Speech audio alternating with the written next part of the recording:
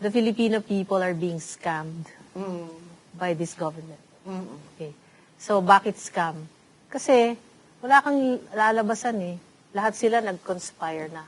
Diba? They have weaponized most institutions. I don't know if there's still one institution that's independent or you can call independent. No? So, tapos, nadagdagan pa nitong krisis sa Middle East. So, maswerte na tayo kung yung economy mag-grow ng 3%. Net trust rating of the president is negative 9. Diba? Kasi saan gagamitin yung pera? Nakakasiguro ba tayo na yung perang uutangin nila, like ngayon sa World Bank, gagamitin sa tama? Yung Maharlika Fund, saan napunta yung pera? Di ba dapat sa infrastructure yan? Anong nilaunch ni Presidente? Anong klaseng, di ba footbridge? So, give me a positive ring on you know. Wala kang makitang positive. Wala. Sector, ha?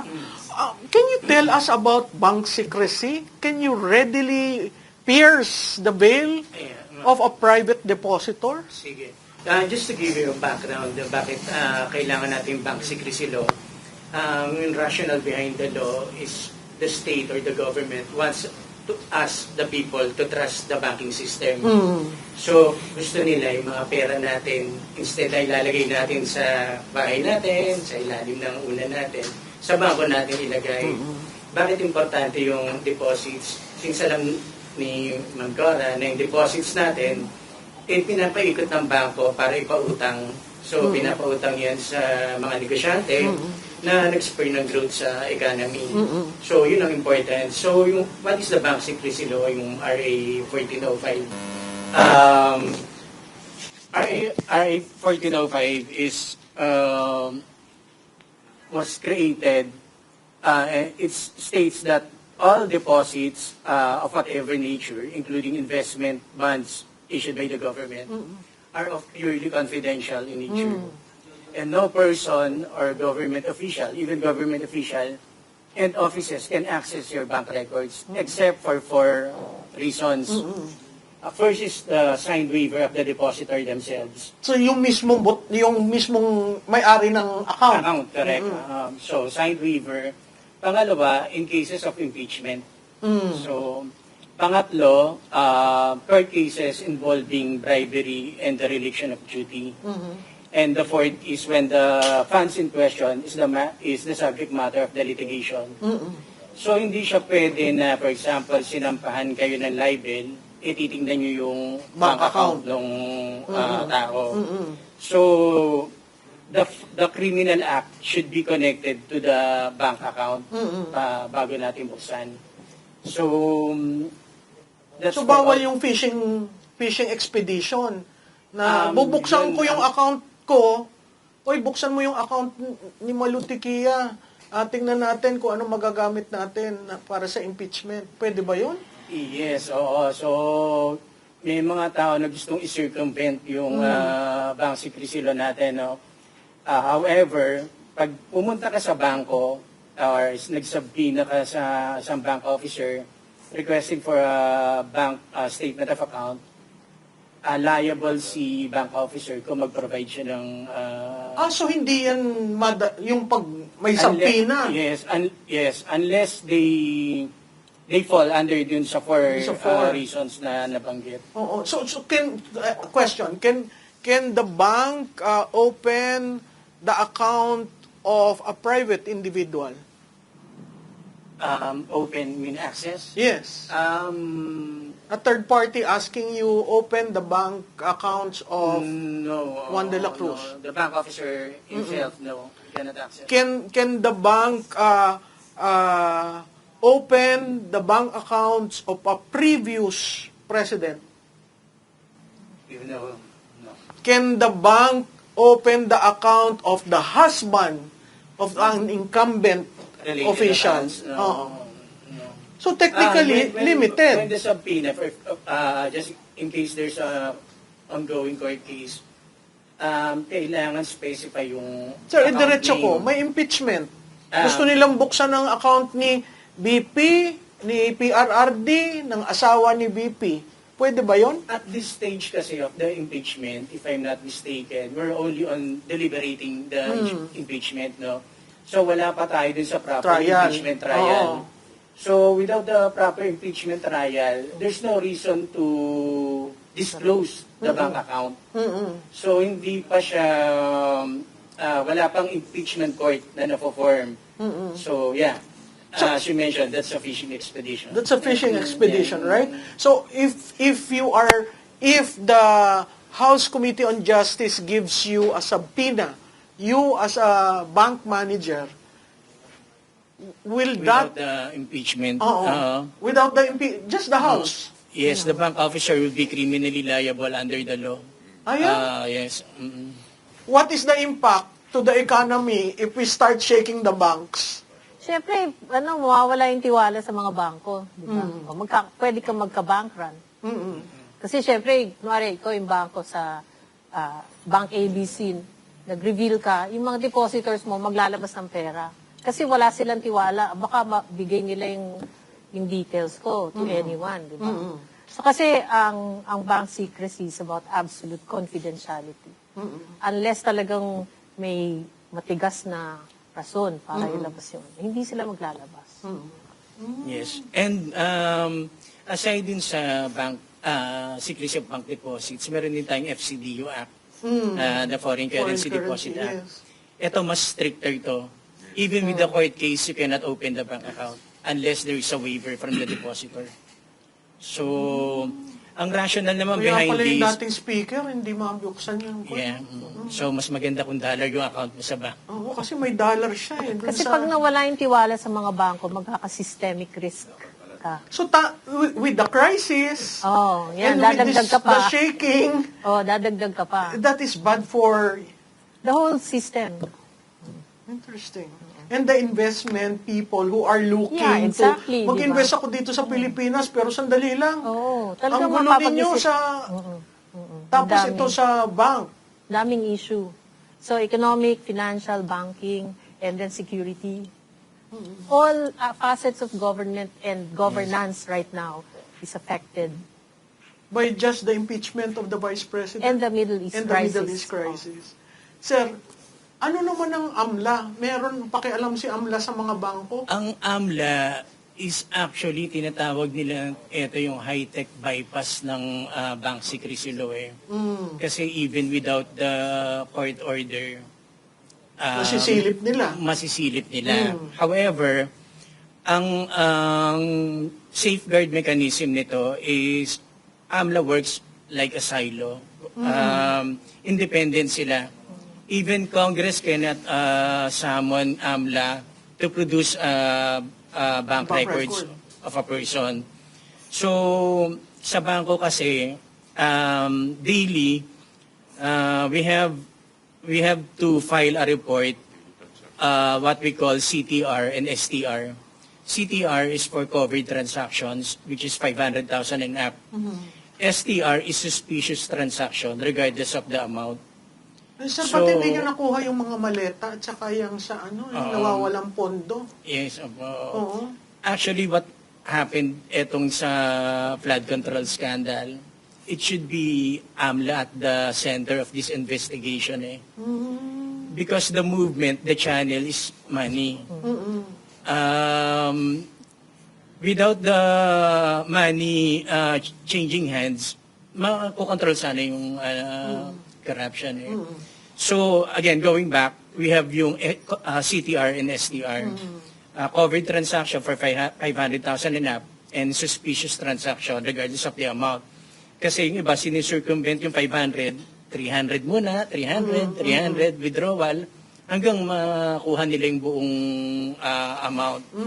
So, meron naman na, halimbawa, Katulad yung kay Yusek Cabral. Sorry interrupt ako ng interrupt. Di ba yung dalawa niyang anak nakuha lahat ang pondo dun sa account ni Yusek Cabral na ilabas? Oo. Yun yung hindi nila na categorize as suspicious account. Yes, like for example, ma'am, meron tayong isang business lang, isa parang street vendor. Biglang deposit siyang 300,000. Kumbaga, abnormal siya dun sa Red flag na yun, no? average.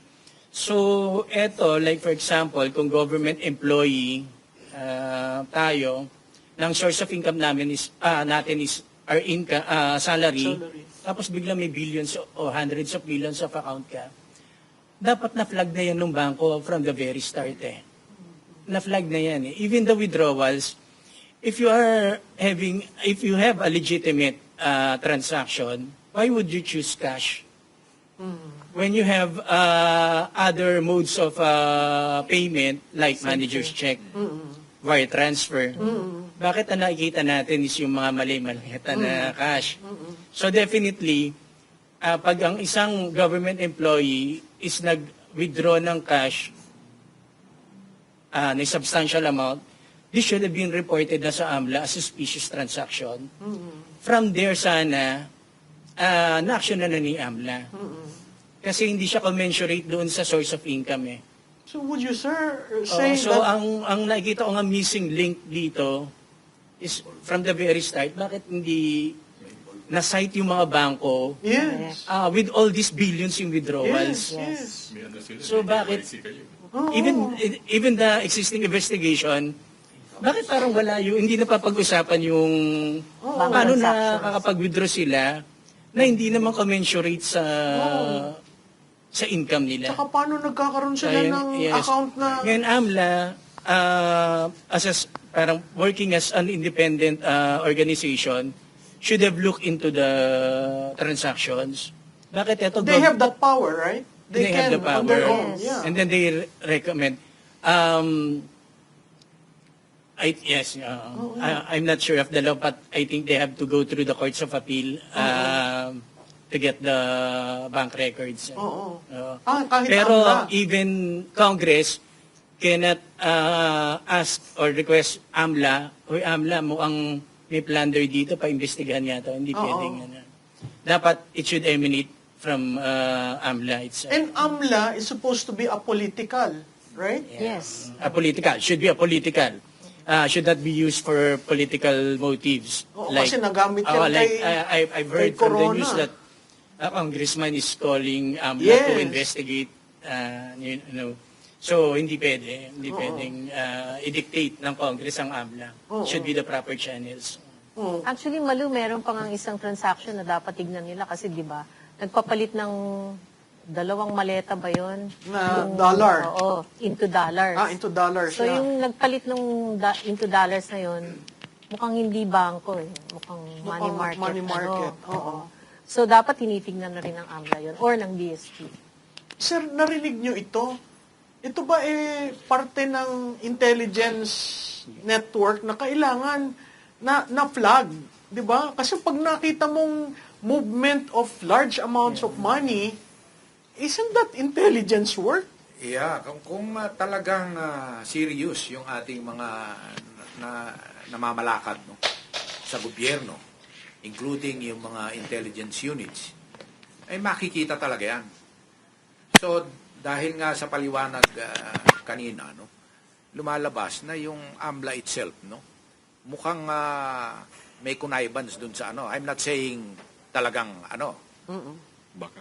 Oo, baka lang. Ano. Ang duda ko, hawak din nila yung ano. Yung, kasi ngayon, they are weaponizing all agencies, no? The police, the military, and many others, no? So, hindi malayo na maaring sunod-sunuran na lang yung taga-AMLA.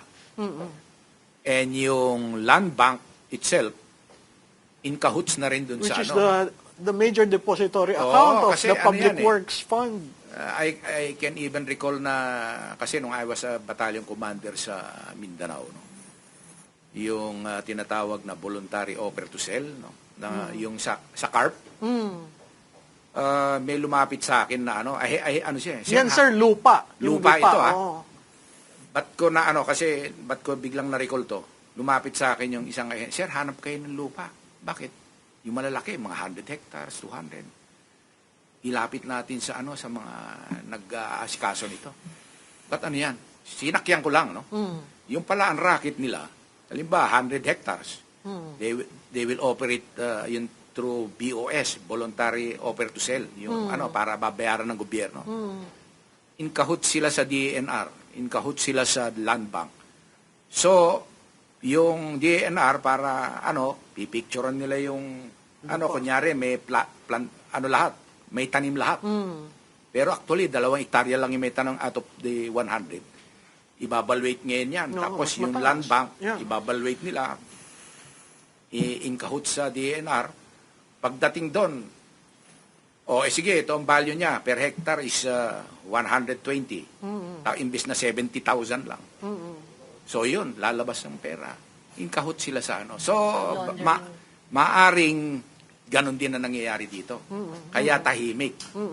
Lumabas lang nung sumabog. Kasi maganda yung point ni Marvin, yung issue ng malalaking amount ng pera na lumalabas pero wala nga naman tayong nakitang bangko o na trace o report ng AMLA, no? I'll cite 2 instances, Colonel Prof. One was nung nasa active service pa ako. Alam ni ni Sir Marvin yung Hawala system. Hawala? Yeah, it's an informal money remittance. So nung nandun ako when I was still assigned with the airport security, I was the chief of operations ng airport security center sa NAIA. We were monitoring this Hawala operations ng mga rin natin, kababayan din natin. OFW. Yes. Oo. Meron silang mga na informal remittance center nila ron, dadalhin dito by cash, dala-dala ng mga, in fact minsan isang buong eroplano halos lahat yung may mga bags eh. Oh. And when we intercepted, wala na, puro bag na lang yung nakuha namin, yung mga pera na i-distribute na. There's something happening. So second naman, when I retired and I was into business now, our business is into renewable energy. So yung partner namin one time, this was the first time na nagtatransaction kami in dollars. So nagpadala ito. Initially nagpadala ng meager amount lang naman. Maliit lang naman siya. Initially it was $15,000. And then the second, it was supposed to be 30 eh.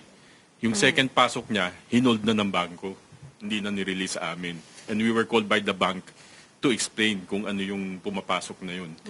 Well, what's my what am I driving it here? Yung mga ganung maliliit na transactions nakikita, nababantayan. Bakit yung mga Gadang buhala no? mali-malita isinasakay ng eroplano, hindi natin alam kung saan dinadalang ibang bansa. Bakit parang walang reaction yung natin, mga Ang lokohan authorities ang lokohan natin. ko sa kaibigan ko, dapat nandun ako sa negosyo ng paggawa ng luggages, no? Parang ang laki ng kinita mo doon. Kasi talagang kitang-kita, di ba? Talagang magugulat ka na lang na, how can that be possible? And I understand today, the luggages now are in dollar. Dollar-denominated na yung distribution. Kaya sabi ko, must be every or most or some legislators might have a wall of alam mo yan yung bolt sa pader kasi magtataka ka paano mo malalabas yung ganong kalalaking pondo sa bangko. Pera na lang kung ang bangko ay involved. 'Di ba? Yun ang hindi mo maintindihan. So, lumalayo na tayo ng usapan, no? Let me go give your last points. Siguro doon sa security cluster, ang tanong ko, napapanahon na ba magkaroon ng batas tungkol dyan? Talagang batas, hindi yung joint circular na 2015, matanda na, iba na ang teknolohiya, nakita natin, iba na ang procedure ng pag-handle ng pera. Napapanahon na ba sa inyong dalawa na magkaroon ng batas on confidential and intelligence fund? Tama yun, Malo, no? Kasi kung titignan mo itong 2015 yun, no? Yun yung, although from time to time may nilalabas ng mga policy, mga ganyan, sagaa, lagi nakabanggit yan. Special provision. Oo. Tapos kung ite-trace back natin, nung panahon pa ng Marcos Sr., nagpalabas din siya ng sa mga classification ng mga documents, no? Mga top secret, confidential, restricted. So nandoon 'yon. So napapanahon na palagay ko na lahat ito based on our experience na nangyayari ngayon dito. Talagang magkaroon na ng proposed law para ano talaga, mabantayan yung tinatawag na ano. Kung ako ang tatanungin, dapat ang mga ahensya, ang mga GOCC, ang mga LGU, ay walang ano yan, walang mga confidential, even confidential fund, no? Dapat yung mga pondo na yan, ibinibigay yan talaga sa mga intelligence unit, sa DND, sa AFP, sa PNP, dahil sila talaga yung gumagalaw sa ground. Ang mahirap kasi, itong confidential fund, I'm not saying na winawaldas lang to ng lahat, pero marami sa mga politiko natin, talagang ginagamit nila yon na ano. Pero meron din naman talagang matino ang paggastos nila. And I know that dahil may mga governor ako na nakilala noon sa Mindoro, sa Mindoro, I mean sa South Cotabato, na talagang serious sila. Ginagamit nila ng tama. Pero marami rin ang hindi. So dapat, para ma-prevent ito, yung abuse on the use of this confidential intelligence fund, maisabatas na yan. Okay. Colonel Galang? Ako naman, ma'am, I believe dun sa whole of government approach when it comes to dito sa pag-utilize ng pondo ng bayan, specifically yung ating intelligence funds. So, siguro, yung batas na papanahon ngayon na i-define din kung sino lang talaga yung mga offices na dapat nag-handle nito. Kasi tama yung sinabi ni Sir Kaloy, halos lahat ng mga even LGUs mayroong mga intelligence funds sila eh. Siguro i-define, magkaroon ng batas, i-define talaga kung sino yung mga government agencies na dapat meron at dapat na binibigyan ng mga pondo na kagaya nito. Para mas madali din po yung tinatawag natin na accountability at saka yung responsibilidad ng mga government agencies na bibigyan natin. Especially ng ganitong klaseng pondo na alam naman natin po ang liquidation talaga is napaka-komplikado. Hindi basta-basta nire-reveal. So dapat po talaga defined lang kung sino yung mga offices. Yun lang po yung sa akin. Okay. Sir, ikaw, any bank reforms or anything you want to say on the impact of the impeachment of the Vice President when it comes to bank secrecy? Regarding to sa what happened sa... Yes. With what happened lang din sa the question we should be asking at that time is where these transaction withdrawals were reported to AMLA. Yun ang natin. Kasi if not, then the bank officers or the bank itself is complicit doon sa pagkuha ng pera sa atin. So, kasi this should have been reported from the start. Reported that They are required to report it sa under suspicious transaction. So, ang question is, did they report it as a suspicious transaction or did they allow hundreds of millions of withdrawals and look the other way na lang? Yan yun sa flood control. Yan, sir, yun sa flood control issue. Flood control, yung pondo sa maleta, yan yung sinasabi mo that the pag suspicious account, the bank should have issued a red flag. And So, kasi when the bank reports it to AMLA, AMLA can freeze already the account a suspicious account. and Under there has suspicious never transaction. been freezing of any account in your recollection Yes, sa AMLA. yes. Okay. Cora, Yes. all these things, Yeah. anong Hindi kwan na sa ekonomiya? Hindi na ako magpapatumpik-tumpik. Oh. The Filipino people are being scammed by this government. Okay. So, bakit scam? Kasi, wala kang lalabasan eh. Lahat sila nag-conspire na. Diba? They have weaponized most institutions. I don't know if there's still one institution that's independent or you can call independent. No? So, tapos, nadagdagan pa nitong krisis sa Middle East. So, maswerte na tayo kung yung economy mag-grow ng 3%. Kasi nung fourth quarter last year, 3% yung growth. Ang December projection yun, nila ha? daw ngayon, 7%. Ay, nako, Doon good sa luck. interview sa kanya. Good luck. I think struggle pa yung 3%. This Tapos, quarter. Well, the whole year. The whole Depende, year. no? Depende kung saan pupunta itong gera. inflation could be between 15 and 25%. Wow. Depende kung gaano katagal yung gera. Kasi kung ang diesel at saka gasolina already went up by more than 60 to 120%, di ba may trickle-down effect yan eh. So, pag ganyan ang inflation mo, magko-cost cutting ang mga companies, magmamass layoff. So currently, your unemployment is 5.8% or 3 million Filipinos, almost 3 million So Filipinos. that will shoot up. Pwedeng mag 5 million yon, pwedeng mag 6 million. Kasi nga may mga fresh graduates ka pa, may mga OFWs kang umuwi. Walang trabaho Walang mahanap yeah, yun, yeah. di ba? Kung may repatriation plan sila, magbibigay sila ng trabaho. Ngayon, wala, di ba? So, saan pupunta itong mga taong to?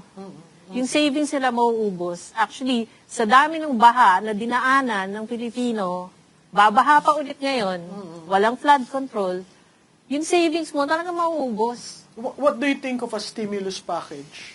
Saan manggagaling yung stimulus? Mangungutang sila? Kasi budget deficit pa tayo. Laki-laki pa ng deficit eh. Mangungutang sila. Yung uutangin nila, gagamitin ba talaga sa tama yon?